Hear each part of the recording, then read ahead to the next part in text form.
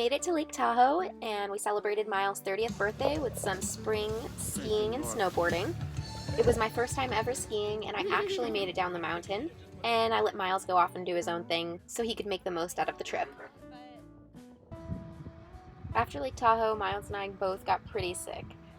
We just laid low for a week and then we headed off for our next adventure, which was Crater Lake.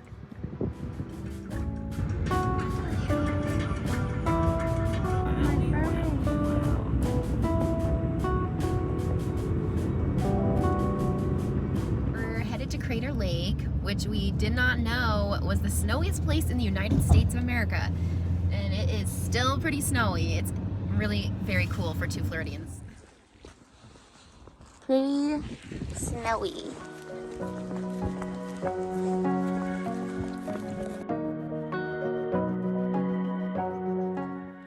With everything appearing to be snowed in, we had a very hard time figuring out where this trail actually was to get to the lake, but we did eventually find it. Oh, hi.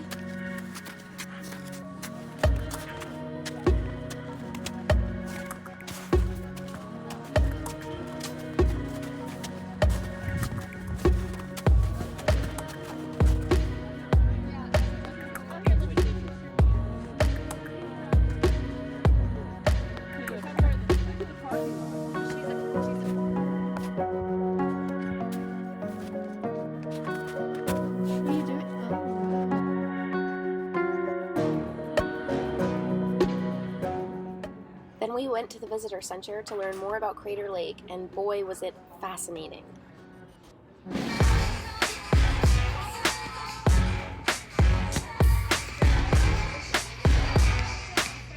So crazy that there's snow right there. After Crater Lake, we went to a local diner and grabbed breakfast, and then we relaxed for the rest of the day before heading out for Umpqua National Forest, a spot we'd been dying to go to since last year, but couldn't because of the fires.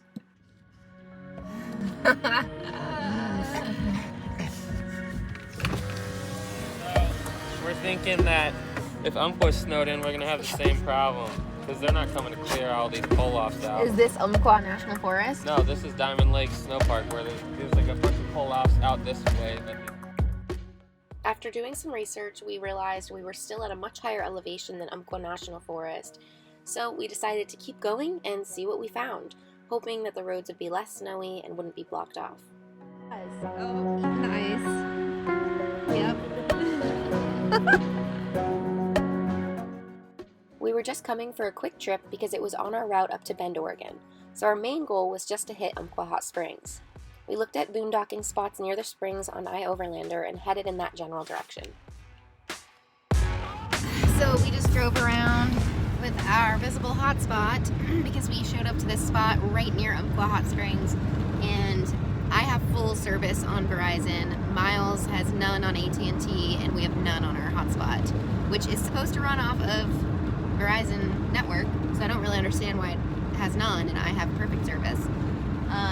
But we just drove around looking for any spot remotely close to this area that has service on this so that we can work this week, and didn't really have very much luck.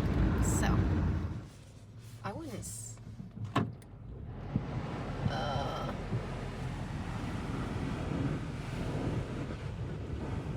looks like it was a pretty big vehicle that came through. Yeah, we can't do this. There were tons of boondocking spots around the National Forest, but many of the roads were closed or snowed over, making our options pretty limited.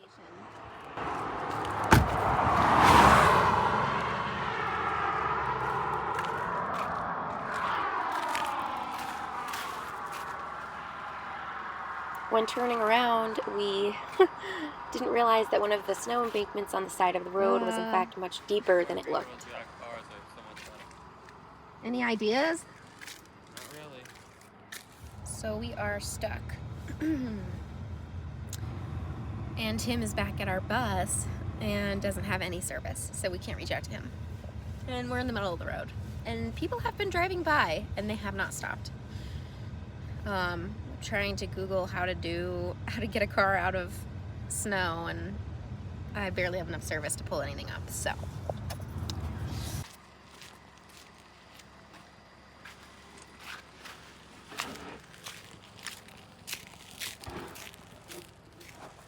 We were totally unprepared for this. We didn't even have a shovel. But we found what we could in the Corolla and began doing everything we could to try to dig ourselves out.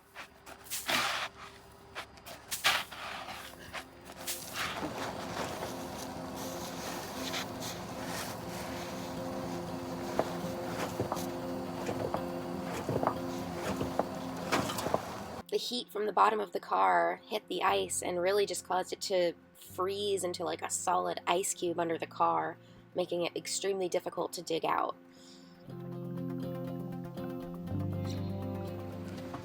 Finally, someone stopped and turned around for us. They were able to hook up pretty much just a rope because thankfully the Corolla is very light and was able to pull us out with no problem.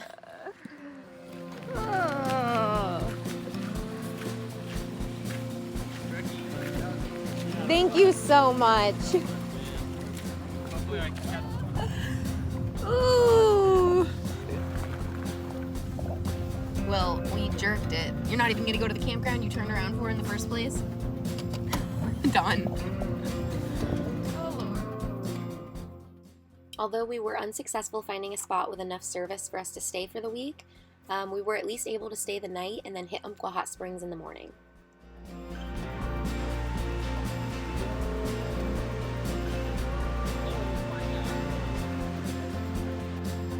Ow, my calves!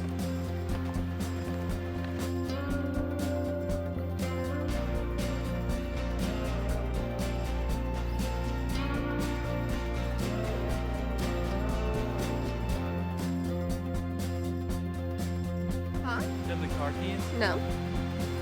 I hear them. They're in there.